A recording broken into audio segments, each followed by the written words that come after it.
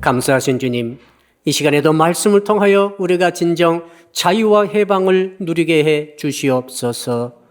예수 그리스도 이름으로 기도합니다. 아멘. 오늘 주시는 말씀을 찾아서 교독으로 봉독하겠습니다. 신약성경 에베소서 4장 1절로 12절의 말씀입니다. 신약성경 가져오신 분들은 313쪽을 펴주시기 바랍니다. 에베소서 4장 1절로 12절의 말씀을 읽을 때에 교독으로 읽겠습니다. 제가 먼저 에베소서 4장 1절을 읽겠습니다. 그러므로 주 안에서 갇힌 내가 너희를 권하노니 너희가 부르심을 받은 일에 합당하게 행하여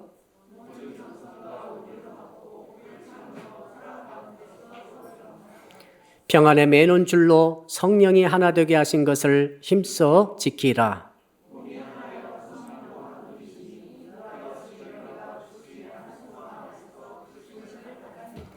주도 한 분이시요 믿음도 하나요 세례도 하나요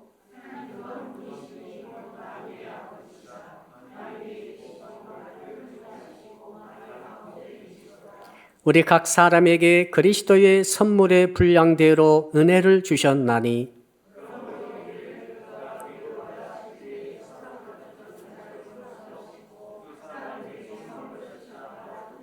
올라가셨다 하였은즉 땅 아래 낮은 곳으로 내리셨던 것이 아니면 무엇이냐?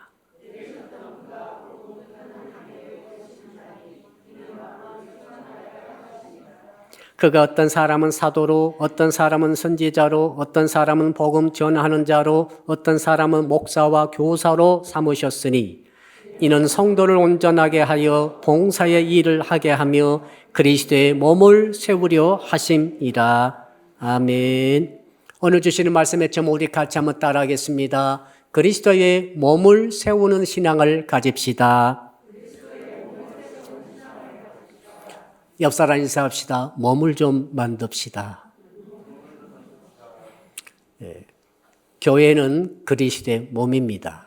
몸을 만들자는 소리는 영적으로는 우리가 교회를 좀 몸되게, 몸답게, 교회답게 만들어보자 그런 뜻입니다. 천국은 여기 없습니다. 우리는 땅에 살고 있습니다. 천국이 아닙니다. 우리는 천국을 볼 수 없습니다. 그러나 하나님께서는 지상에 교회를 주셨습니다. 교회를 바라볼 때 교회를 통해서 우리는 천국의 모형으로 볼 수 있습니다. 천국을 체득할 수 있는 것이죠. 교회는 천국의 통로입니다. 교회는 구원의 유일한 통로입니다. 교회는 하늘 보화 창고의 출입구가 되겠습니다. 놀라운 일이지 않습니까? 하나님께서 어쩌자고 교회를 이 땅에 허락해 주셨는가 하는 것입니다. 교회 여론이 정립되어야 신앙이 제대로 정립이 됩니다. 교회 여론이 아직 확실치 않게 되면은 이 땅에 살 때 방랑하는 신앙, 헤매이는 신앙을 할 수밖에 없습니다. 노아 방주를 올라타야 구원 얻을 것 아닙니까? 노아 방주를 주변을 탐색합니다. 왔다가 노아 방주가 어떻게 생겼고 어디 문이 있고 어떤 색깔이고 어떤 재질이고 어떤 크기고 아무리 알면 뭐합니까? 노아 방주에 올라타야 구원을 얻을 것 아닙니까? 교회론이 정립되지 않게 되면 평생 교회의 주변을 탐색하고 교회 모습을 여러 가지로 평가하고 또 여러 가지로 또 판단하다가 그만 교회는 되지 못하고 떠나버리게 되는 그런 불상사가 염려가 되는 것이죠. 그래서 그런 의미에서 교회론이 너무나 중요합니다. 오늘 에베소서 4장은 사도 바울께서 옥중에서 썼던 편지입니다. 에베소 교회는 3차 전도 여행 때 사도 바울이 개척한 교회입니다. 눈물로 개척했습니다. 심려를 기울였습니다. 에베소라는 도시는 소아시아, 지금 튀르키예의 가장 큰 도시였습니다. 무역의 중심지요. 그 아데미 여신을 섬기는 그 종교의 중심지였습니다. 사람들이 돈이 많았습니다. 사람이 많았습니다. 모여드는 것입니다. 그러니 얼마나 세속적인 것이 강했겠습니까? 이런 가운데 바울이 개척한 에베소 교회에 위기가 다가왔습니다. 첫 번째 위기는 내부에서 시작됐습니다. 처음에는 유대인 중심의 예배 공동체였습니다. 그러다가 이제는 이방인들이 엄청나게 들어왔습니다. 점점 숫자 비율이 이제 역전됐습니다. 이방인 출신이 더 많게 됐고 유대인 출신들은 소수가 됐습니다. 이런 가운데 자연히 교회 전체적인 분위기가 바뀌어지면서 이 하나 되는 문제가 생겼습니다. 화합의 문제가 생겼습니다. 자꾸 뜻이 갈리고 식사도 반찬부터 다 다릅니다. 그러니 모든 뜻이 잘 맞지 않은 것 같아서 이 분열의 위기에 처하게 됐습니다. 이것을 어떻게 극복할 것인가? 뿐만 아닙니다. 외부적으로는 율법주의자들이 들어왔습니다. 그들이 예루살렘부터 올라와가지고 하는 말이 이제 예수를 믿더라도 바로 할례를 받아야 된다. 절기를 지켜야 된다. 자꾸 이렇게 주장하므로 그 에베소 성도들의 믿음이 복음적인 믿음에서 여러 가지로 공격을 받게 됐습니다. 영지주의자가 들어왔습니다. 영지주의자는 말씀의 복음의 기초에서 믿음으로 예수 믿고 구원 얻는 게 아니라 신령한 신비한 영적 지식을 알아야만이 그것을 통해서 구원 얻는다. 이렇게 주장하고 있었습니다. 그래 많은 여성 중심의 사람들이 헷갈리기 시작을 합니다. 그리고 그 에베소라는 도시의 성격, 문화에 강력한 색깔이 있었습니다. 그것은 뭡니까? 종교성과 퇴폐성입니다. 이 종교성과 퇴폐성이 결합되어서 아데미 여신을 중심으로 모든 에베소의 남성들은 그저 그런 사람들입니다. 여기에 교회에 들어와 있던 성도들이 거기 영향을 다 갖고 있고 받고 있고 참여하고 있는 사람도 많기 때문에 이런 도덕적이고 또 윤리적인 측면에서 위기가 다가왔습니다. 어떻게 위기를 극복할 수 있을까요? 그것은 뭡니까? 바로 성경적인 복음적인 교회론을 정립하는 것입니다. 올바른 오늘 말씀 제목 그대로죠. 우리 말씀 제목 다시 한번 읽어보겠습니다. 시작. 그리스도의 몸을 세우는 신화. 그리스도의 몸된 교회가 튼튼해지고 건강해지고 아름다워지게 되면 거룩해지게 되면 이 모든 위기를 이길 수가 있게 되겠습니다. 2023년도 신앙생활하는 저와 여러분의 현실은 어떻습니까? 우리는 에베소 당시 교회 당시보다 훨씬 더 많은 도전 앞에 서 있습니다. 많은 세속주의와 또 세상의 풍조 속에서 그리고 이단들의 여러 가지로 공격 속에서 그리고 전부 개인주의적인 이러한 경향 속에서 하나님의 교회가 위기를 만나고 있습니다. 이 모든 위기를 개인적으로 교회적으로 이길 수 있는 길은 한 가지밖에 없습니다.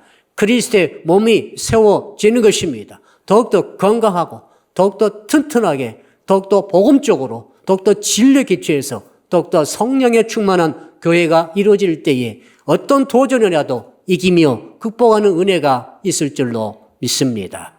2월 한 달 넉 주 동안에 저는 에베소서 4장을 통해서 교회론에 대해서 집중해서 말씀을 묵상하며 드리고자 합니다.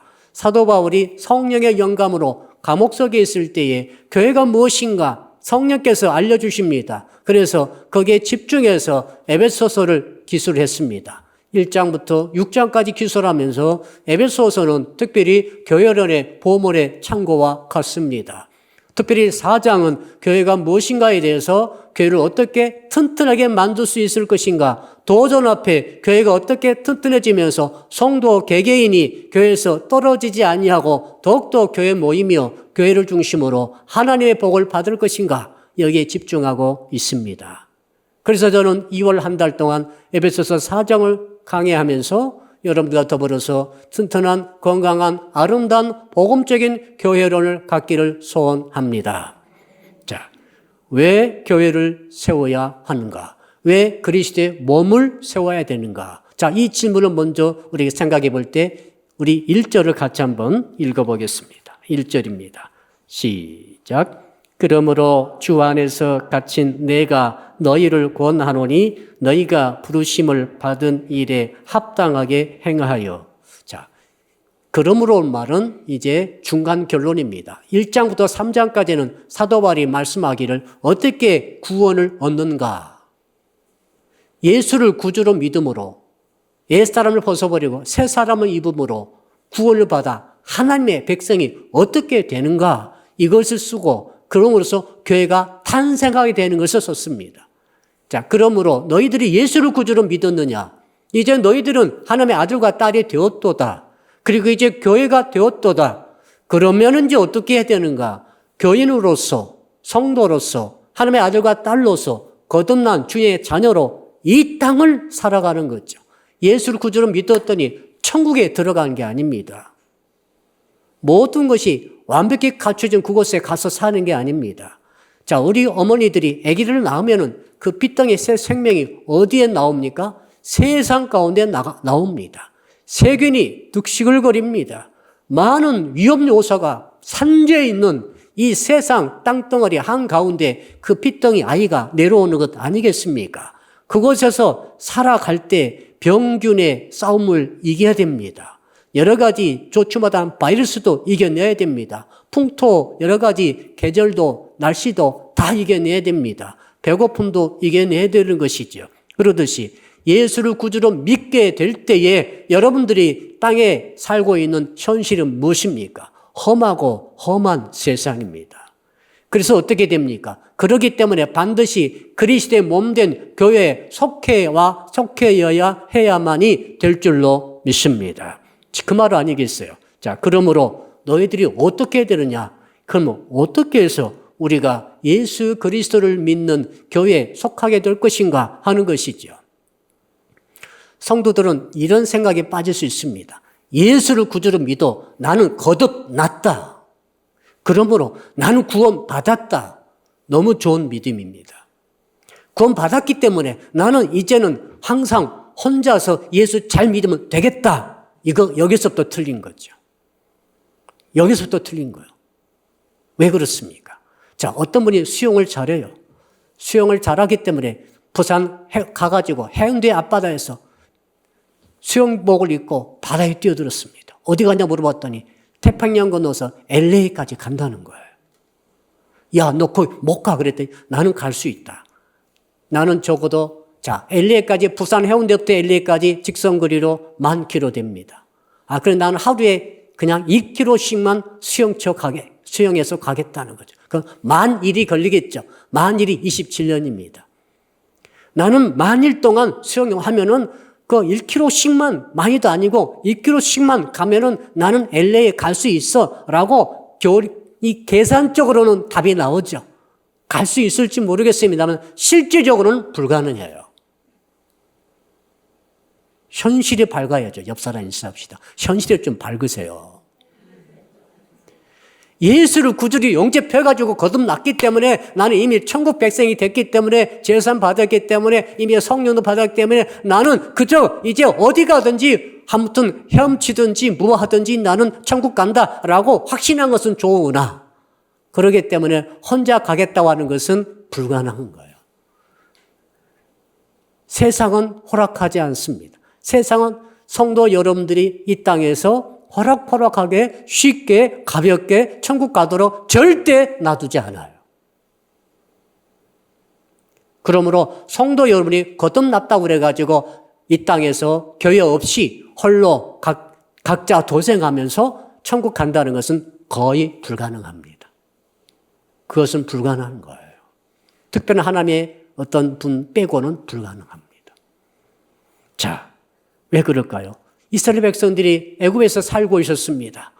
사탄의 그 상징인 바로의 치하에서 세상법인 애굽의 법에 아주 고통당하면서 살고 있을 때 그들이 부르짖음으로 하나님께서 구세주의 그 상징인 모세를 보내가지고 그들을 끌어냅니다. 몇 가지 재앙, 기적을 통해서 홍해를 건너 드디어 가나안 땅에 들어가기 위한 출입으로 발을 딱 내디뎠는데 그것은 가나안 땅이 아니었습니다. 그것은 파라다이스가 아니에요. 그것은 안전하고 평화로운 곳이 아니었습니다. 그것은 광야였어요. 광야가 어떤 것입니까? 뱀과 정갈이 있는 것이고 도둑이 강도가 들끓는 것이며 길도 없는 것이고 낮에는 덥고 더워 죽고 밤에는 추워 죽는 것이 광야 아닙니까? 무슨 먹을 것이 제대로 있습니까? 마실 물이 제대로 있습니까?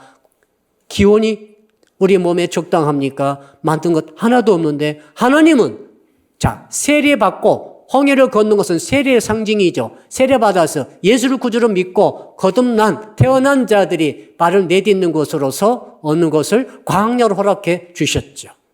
이스라엘 백성들은 무려 40년을 광야를 헤맵니다. 여러 가지 시험과 유혹과 핍박과 전쟁과 또 여러 가지 우상 숭배의 공격 속에서 별일을 다 겪으면서 그들은 40년 만에 드디어 가나안 땅의 초입에 도착하여 입성하게 됩니다. 중요한 문제가 있습니다. 이 광야라는 기간, 이 광야는 어떤 것입니까? 우리 세상을 뜻하는 것이죠. 지금 우리가 살아가는 세상 광야입니다. 광야는 어떻게 그들이 그것을 거쳐갔습니까? 혼자 모든 이스라엘 백성들이 알아서 뿔뿔이 흩어져 가지고 자, 가나안 땅 입구에 모이시오 해가지고 간 게 아니에요. 강력한 광야의 공동체가 있었습니다.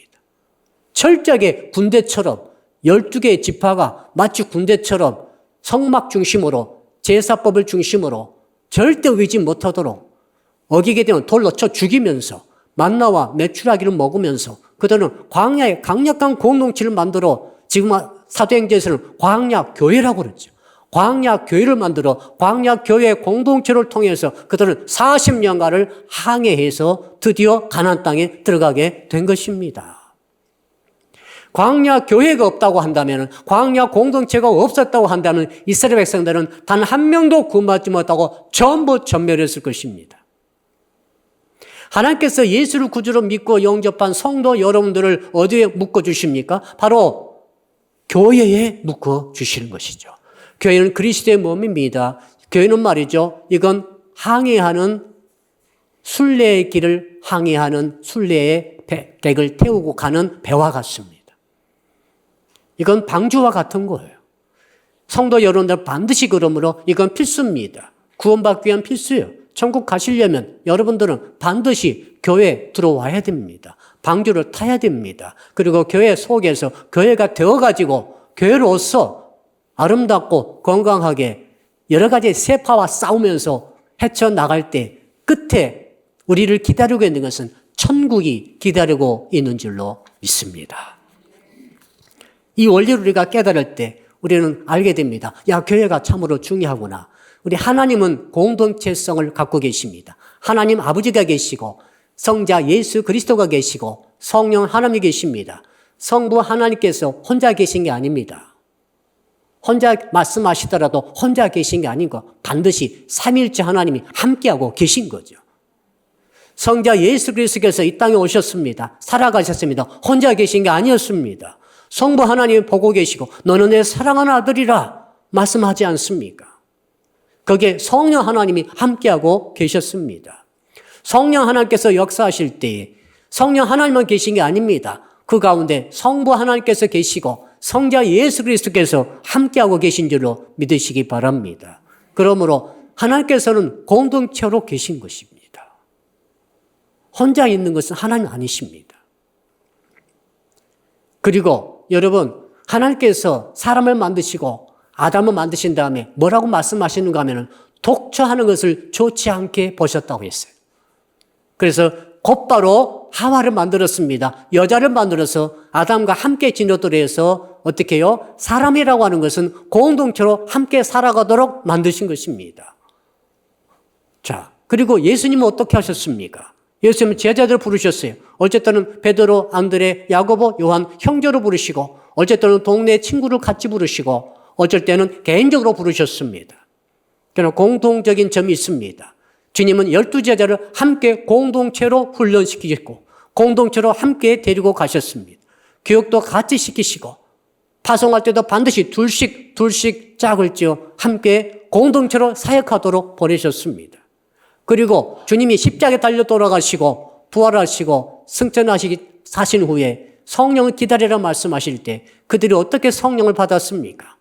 개인적으로 뿔뿔이 이 산 꼭대기 저 산 골짜기에 가가지고 기도하다가 성령 받은 게 아닙니다.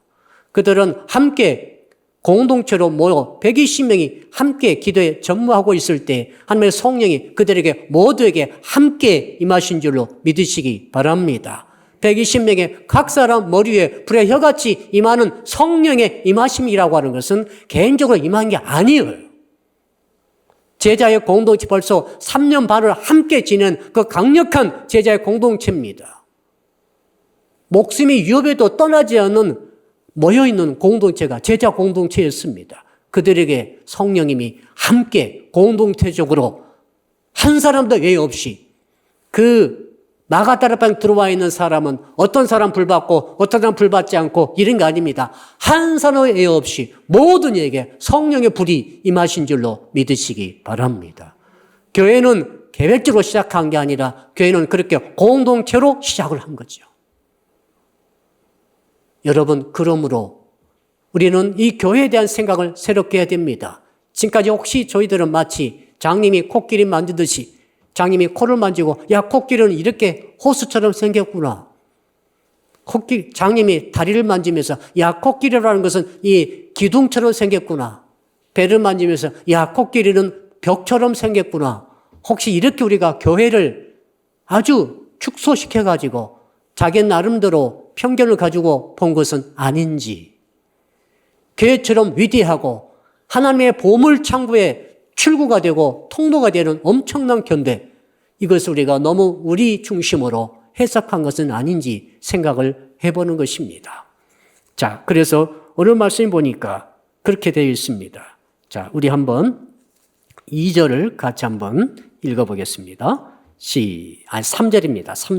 3절을 읽어보겠습니다. 시작. 평안에 매는 줄로 성령이 하나 되게 하신 것을 힘써 지키라. 자, 하나 된다는 것은 둘이 하나가 되고, 셋이 하나가 되고, 10명이 하나가 되고, 100명은 하나가 되고, 10,000명이 하나가 되는 것입니다.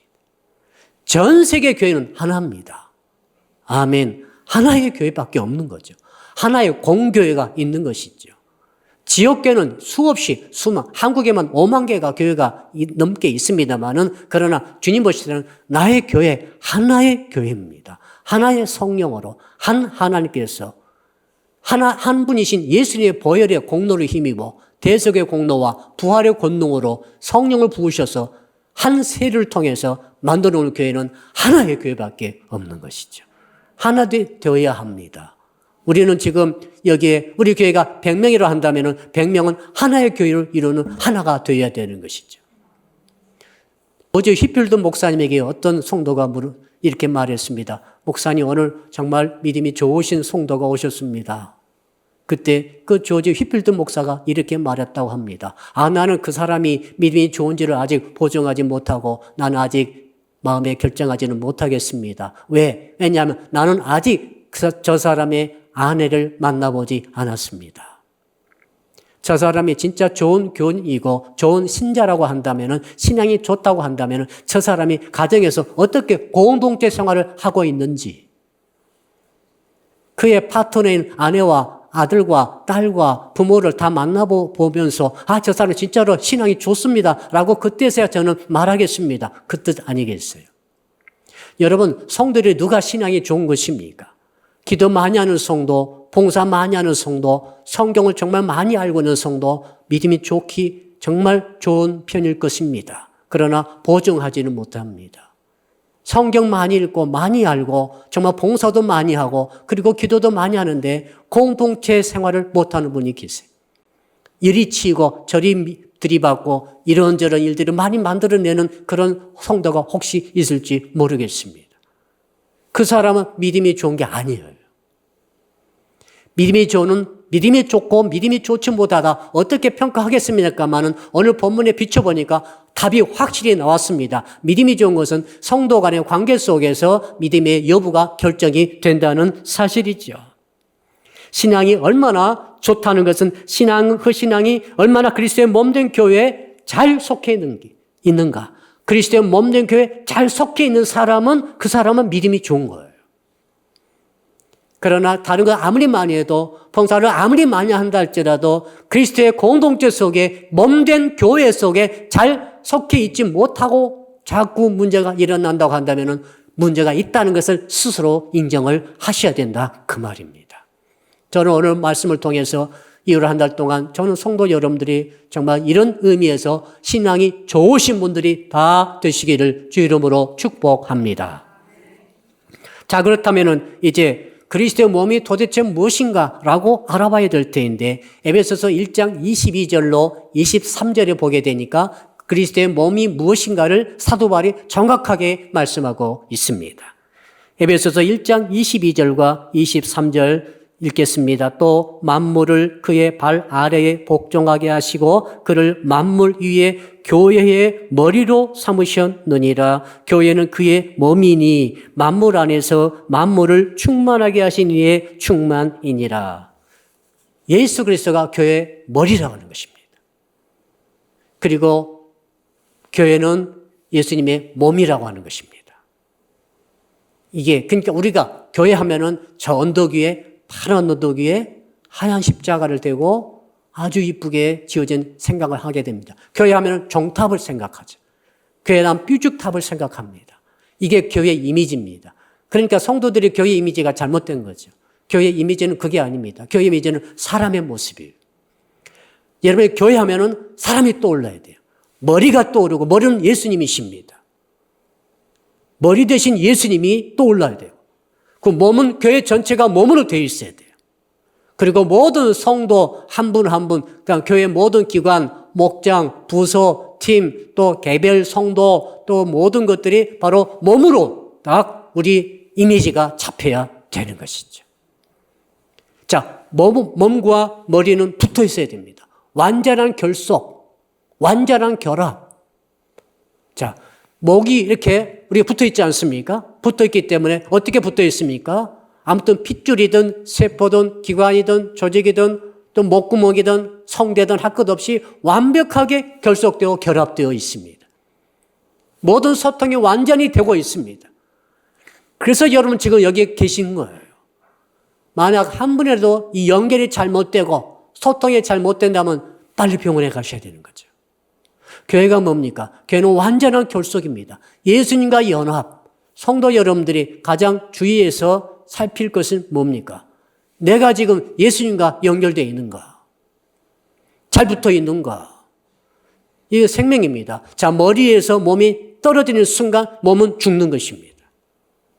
성도 여러분들이 예수님과 분리되는 순간 그건 죽는 것입니다. 자, 우리는 사회생활을 하고 있습니다. 학교도 가고 사업장도 가고 가게도 가고 또 직장도 갑니다.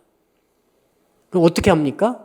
여러분 그 가더라도 예수님과 연결된 상태로 가는 거죠.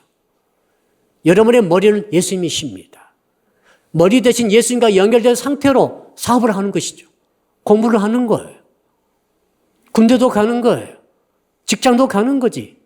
자, 교회 올 때만 교인이고 가면은 예수님이 어디 계신지도 잘 모르고 한 일 동안 한 번 생각도 않고 말씀 한 번 본 적이 없고 기도도 별로 않고 하다가 갑자기 주일이 되니까 또 헐레벌떡 뛰어와서 예배드리고 이런 개념이 아니에요. 여러분의 머리가 예수님이세요. 머리 떼어놓고 어디로 가겠어요? 머리 떼어놓고 무슨 사업을 한다고 하십니까? 머리 떼어놓고 무슨 공부를 해서 진로를 열어 가겠어요? 여러분이 교회가 맞습니까? 그리스도 몸된 교회가 여러분 맞습니까? 여러분 머리가 모든 여러분의 삶을 지배하는, 지시하는 그 센터, 바로 예수 그리스도인 것을 믿으시기를 바랍니다. 그 뜻인 거예요, 지금. 자, 그래서 그렇다면은 이 그리스도의 몸을 어떻게 세울 것인가? 이게 오늘 주제 아니겠습니까? 그래서 따라합시다. 그리스도의 몸을 잘 세웁시다. 어떻게 세워야 할 것인가? 3절 우리가 읽었는데 보니까 평안에 매는 줄로 성령이 하나 되는 것을 힘써 지키라 하시면서 이제 하신 말씀이 몇 가지가 있는데 이제 4절을 읽겠습니다. 2절입니다. 2절을 읽겠습니다. 2절 시작. 모든 겸손과 온유로 하고 오래 참음으로 사랑 가운데서 서로 용납하고 이 네 가지가 나오지 않습니까? 자, 그리스도의 몸을 여러분이 세워야 됩니다. 너무너무 중요합니다. 예수님과 붙어 있으려면 몸을 세워야 되는데 어떻게 세우는가 했더니 겸손으로 세워라 이렇게 말씀하시는 거죠. 겸손은 예수님의 성품이십니다. 나는 마음이 온유하고 겸손히 내게 와서 배우라 라고 주님이 제자들에게 말씀하셨어요. 주님은 말이죠. 어떻게 했습니까? 자, 십자가를 앞에 두고 마지막 이제 성찬을 나눠주시면서 그때 허리에 수건을 두르시고 제자들의 발을 씻어주셨습니다. 무릎을 꿇으셨습니다. 만왕의 왕이시고 성자 예수 그리스도께서 그 때 묻은 제자들의 발을 씻어주셨습니다. 이것이 겸손 아니겠어요? 겸손은 나를 낮추는 거예요. 겸손은 뭡니까? 나를 낮춰야 됩니다. 우리 교회 안에 들어오시게 되면 가장 나이가 어린 자에게 나이 드신 분들이 자기를 낮추는 것이죠. 교회는 말이죠. 이런 사람도 있고 저런 사람도 있습니다. 지역도 다르고 출신도 다르고 교회 교육 수준도 다르고 빈부격차도 있고 다 다릅니다. 그러나 주님께서는 한 교회로 모아주셨어요. 참 성격도 안 맞는 사람 많아요. 옆 사람 인사합시다. 당신과 성격이 잘 안 맞아요. 성격이 안 맞으면 가정도 위험하더라고요. 그러나 우리는 부부는 아닙니다. 우리는 교회예요. 하나님의 성격이 안 맞은 사람도 모아주셨어요. 취미도 안 맞고 성격도 안 맞고 식성도 안 맞고 도대체 맞는 게 하나 없는데 왜 당신이 나와 같은 교회인가? 하나님이 그렇게 하신 거예요. 그리고 어떻게 합니까? 그래서 겸손으로 상대방이 누구든지 그를 너보다 낮게 여기라는 거예요. 그것이 겸손입니다. 자, 이런 겸손은 무장해야만이 뭐가 일어납니까? 몸이 세워지는 거죠. 몸을 세우려고 그렇게 하는 거예요. 다 내가 잘났고 내가 제일 잘하고 내가 제일 잘생겼고 내가 제일 신앙이 좋고 이런 분 모이면은 그 교회는 모여지지 않습니다. 몸이 세워지지 않습니다. 몸이 세워지려면 오늘 우리 교회가 그래도 이 정도 세워진 것은 누군가는 겸손했지요. 누군가는 무릎을 꿇었어요. 누군가는 계속 나보다 이번이 더 낫다고 생각을 했기 때문에 이렇게 이 정도 하나님께서 은혜를 주신 것입니다. 저는 여러분들의 겸손함으로 교회의 몸을 세워가시기를 주 이름으로 축복합니다. 두 번째로 뭐라고 그랬습니까? 2절에 보니까 두 번째로는 온유라고 그랬습니다. 온유가 뭡니까? 영어로 하니까 gentleness입니다. 온유는 예절입니다. 예의를 갖추는 거예요. 신사도록 해야 돼요. 교회는 너무나 오래 같이 지내다 보니까 함부로 말할 수 있습니다. 함부로 가볍게 얘기하는 태도를 보일 수도 있어요. 그것을 교회에서는 해서는 안 됩니다. 교회는 온유해야 됩니다. 교회는 신사적이어야 됩니다. 교회는 젠틀해야 되는 것입니다. 자, 우리 청년들은 잘 기억하십시오. 우리 어린 친구들, 청소년들, 청년들은 정말 나이 드신 우리 교회 어른들에게 정말 잘하셔야 됩니다. 예절을 갖추십시오. 인사를 잘 좀 하십시오. 싹싹하고 공손하게 하십시오. 세상의 MZ세대 때문에 지금 골치 아프고 있습니다. 교사들이 혐오 직업이 됐습니다. 너무너무 힘들대요. 아이들 가르치기가 너무너무 힘든 시대가 와버렸습니다. 초등학생이 선생님 뺨을 때리는 시대입니다. 여러분, 교회는 그렇게 되면 안 됩니다. 교회는 말이죠. 정말로 공손하게 애절을 갖추고 정말 누가 보더라도 너무 얘가 다르다 이렇게 볼 정도로 해야 합니다. 어른들은 예외입니까? 아닙니다. 어떤 사람, 어떤 교우, 누구를 만나든지 정말 갖출 것을 갖추고 정확하게 말하며 존경의 마음을 품고 젠틀하게 인사하시고 관계 맺으시고 태도를 보이시기를 바랍니다. 왜 그렇게 해야 됩니까? 그래야 그리스도의 몸이 세워지는 거예요. 왜 상처가 됩니까? 사소한 언행, 산소한 말, 사소한 행동 하나 때문에 상처받는 자들이 생기고 자꾸 그렇게 되면 교회가 얼마나 흩어지게 되겠습니까? 온유한 여러분 되시기를 주 이름으로 축복합니다. 또한 따라합시다. 오래 참음으로 사랑 가운데 서로 용납합시다. 오래 참는 것이 제일 힘들어요. 자, 전에 말씀드렸지 않습니까? 나와 성격이 안 맞는데 같은 팀이고 같은 부서고 같은 목장이고 같은 교인입니다. 그럴 때 우리는 어떻게 됩니까? 세상 같으면 빨리 나가는 게 낫겠어요. 그렇죠? 그냥 동업자도 깨버리고 가는 게 나아요. 신상에 일 없습니다. 마음이 불편하면 그 행복도가 확 떨어지지 않습니까? 근데 교회는 말이죠. 달라요. 교회는 하나님께서 그렇게 다른 사람들을 만나게 하셨지 않습니까? 그럼 나랑 정말 성격이 안 맞네. 모든 게 잘 안 맞아. 근데 하나님께서 뜻이 있습니다.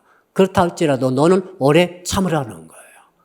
다른 성격을 오래 참으라. 마음에 안 드는 모습을 오래 참으라. 왜 그렇습니까? 그래야 그리스도의 몸이 세워지는 것입니다. 사랑을 오래 참고. 왜? 사랑의 가장 기본은 참는 거예요. 이게 마음에 안 들어. 당신 이게 마음에 안 들어. 이렇게 말하는 게 아닙니다. 그건 교회가 아닙니다. 교회는 참아내는 거 일단. 자, 아버지가 둘째 아들 탕자가 집을 나가버렸어요. 유산 가지고 아직 죽지도 않았는데 내놔라고 그래가지고 그 유산 싸가지고 나가서 허랑방 타고 막 살다가 아버지가 날마다 동굴밖에 나가서 아들을 기다립니다. 오래 참고 오래 참으며 끝까지 기다리다가 탕자가 돌아올 때 그걸 맨발로 나가서 그를 포용하고 안고 그를 수용하고 잔치를 벌려주고 가락지를 끼워주고 옷을 입혀주고 신발을 신겨줍니다. 오래 참음의 승리 아닙니까? 그러므로 탕자가 교회의 몸이 된 거죠. 여러분들이 그런 마음을 품으시기를 간절히 축복합니다. 자, 그 다음에 뭐라고 하셨습니까? 용납하라. 따라합시다. 용납합시다. 용납은 무슨 전제가 깔려 있습니까? 이분이 실수를 한 거예요. 잘못을 한 거예요. 죄를 지은 거예요. 상처를 준 거예요. 그럼에도 불구하고 없는 것으로 하겠다는 것이 용납 아닙니까? 옆 사람 인사합시다. 내가 당신을 용납합니다. 용납하세요. 용서하세요. 1년 전에, 2년 전에, 3년 전에, 10년 전에 정말 잊을 수 없는 그런 경험이 있다 할지라도 뭐라고 그랬습니까? 용납해야 그리스도의 몸이 세워지는 것입니다. 용납 안 하면 떨어져 나가는 거예요. 그 부분은 상처가 치유되지 않는 것입니다. 용납함으로 그리스도 몸이 세워지는 은혜가 있는 줄로 믿습니다. 자, 이런 가운데 그렇다면 이렇게 해가지고 어떻게 해야 되는 것인가? 여러분, 우리 12절을 같이 읽겠습니다. 12절. 마지막으로 12절. 시작. 이는 성도를 온전하게 하여 봉사의 일을 하게 하며 그리스도의 몸을 세우려 하심이라. 결국 이렇게 겸손으로 오래 참음으로 온유로 또 사랑으로 용납함으로 정말 나를 낮추고 그리스도의 몸을 세워가면서 구체적으로 어떻게 해야 되는가 하면은 그 할 일이 두 가지가 있는데 첫째 일은 성도를 온전하게 하라는 것입니다. 온전하다는 말은 부러진 뼈를 잇는다 그 말이에요. 뼈가 부러졌습니다. 어떻게 합니까? 병원에 가면 기부스합니다.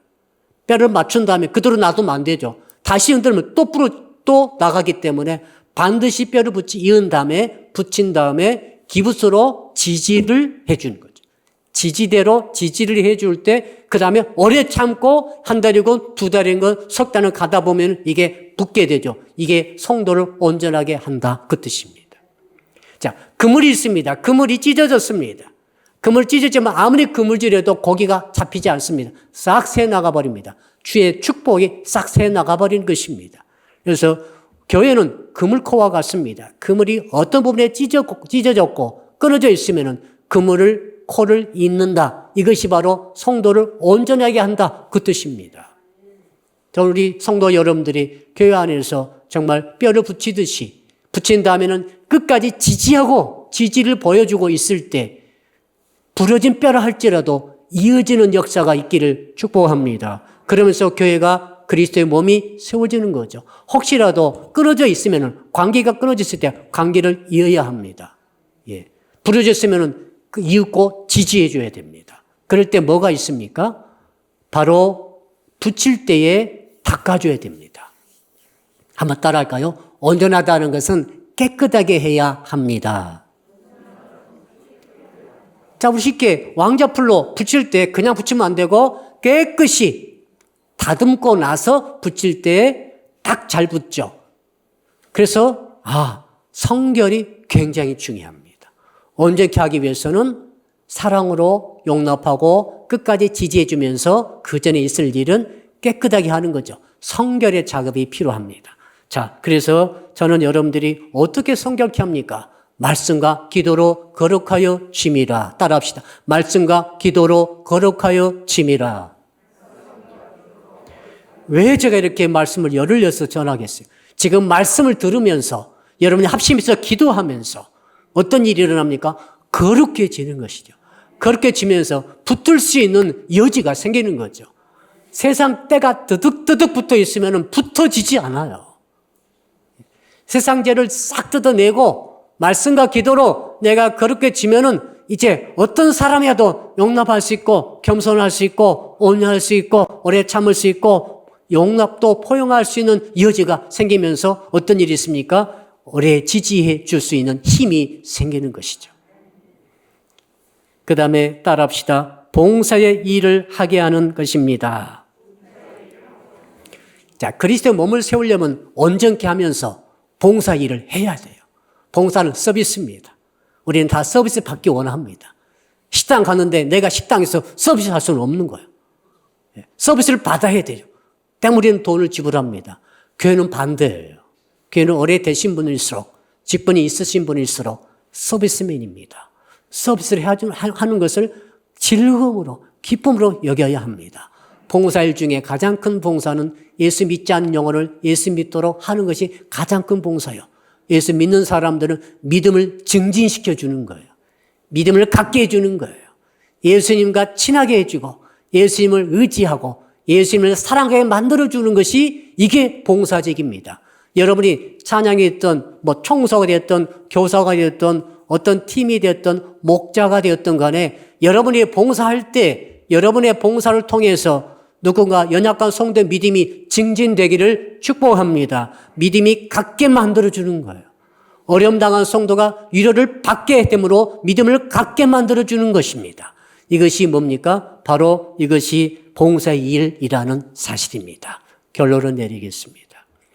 알고 보니 우리는 유기체입니다. 몸입니다. 여러분 평생토록 한 번도 몸이 내 몸에서 지체가 떨어진 경험을 하신 분이 안 계실 것입니다. 팔이 떨어졌다 붙었다 합니까? 한 번도 떨어진 적이 없어요. 교회는 유기체입니다. 그러므로 예수 그리스도가 머리시고 우리는 교회의 몸이고 성도 한 분 한 분은 교회의 지체로서 온전한 유기체를 이루고 있는데 우리가 해야 할 일은 이 그리스도의 몸된 우리를 건강하게 만드는 일이죠. 예, 그리스도 몸을 세우는 것이죠. 아름답게 세우고 건강하게 세우고 말씀 위에 세우고 기도 위에 세워서 여러분 모두 다 그리스도의 몸으로서 계속해서 세워지기를 주 이름으로 축복합니다. 말씀 붙들고 기도하겠습니다. 주여 부르고 1분간 기도합니다. 주여 아버지 하나님 오늘 그리스도의 몸을 세우는 신앙이라는 제목으로 말씀을 주셔서 감사합니다. 에베소서 4장 1절로 12절의 말씀을 통해 들었사오니 주여 오늘 말씀대로 아버지 하나님 모든 겸손으로 무장하고 온유로 무장하고 오래 참음으로 무장하고 사랑 가운데 용납함으로 무장하여 평안에 매는 줄로 성령이 하나 되게 하신 것을 힘써 지키게 하여 주옵소서. 가만 놔두면 저절로 되지 않습니다. 힘을 쓰게 하여 주십시오. 노력을 하게 하시고 땀을 흘리게 하여 주시고 수고를 하게 하시고 헌신을 하게 하시고 서비스를 하게 하여 주시옵소서. 그래서 성도를 온전하게 하며 봉사이기를 하게 하여서 아버지 그리스도 몸을 세우는 우리 모든 성도와 한 분 한 분이 다 되게 하여 주시옵소서. 그래서 주님 보실 때 신앙이 아름답게 하시고 그 신앙이 그 결실로 교회가 세워지며 그 그리스도의 몸이 계속 건강하고 아름답고 온전하게 세워지는 역사가 있게 하여 주시옵소서. 무엇보다도 예수 믿는 사람에게 예수 믿게 만드는 이 봉사가 활발하게 일어나게 하시고 기존에 예수 믿었다 할지라도 믿음이 연약한 자의 믿음을 증진시켜주고 예수를 사랑하게 만들고 예수님과 교제하게 만들고 예수님의 지체로서 사명적으로 살아갈 수 있도록 해주는 이 봉사 일을 전념할 수 있도록 우리 주님 도와주셔서 사랑의 교회가 아름다운 몸된 교회 유기체가 되므로 점점 건강하고 거룩하고 아름답게 자라날 수 있도록 주여 축복해 주시옵소서. 예수 그리스도 이름으로 기도합니다. 아멘. 이제는 교회의 머리가 되시는 우리 주 예수 그리스도의 은혜와 독생자 보내주신 하나님의 그 크신 사랑하심과 우리 가운데 계셔서 끊임없이 힘써서 하나 되게 하신 것을 지키라고 말씀해 주시는 성령님의 교통하심이 오늘 말씀 듣고 결단하며 감사하는 모이신 모든 성도 여러분들 머리 위에 온라인 예배 드리시는 모든 주의 자녀들 머리 위에 그리고 사랑빛교회 전체 위에와 해외에 있으며 군에 있으며 병상에 있으며 출타 중에 있는 형제자매 위에, 그리고 이 나라와 민족과 세계 위에 이제로부터 영원토록 함께 하옵시기를 간절히 축원하옵나이다. 아멘.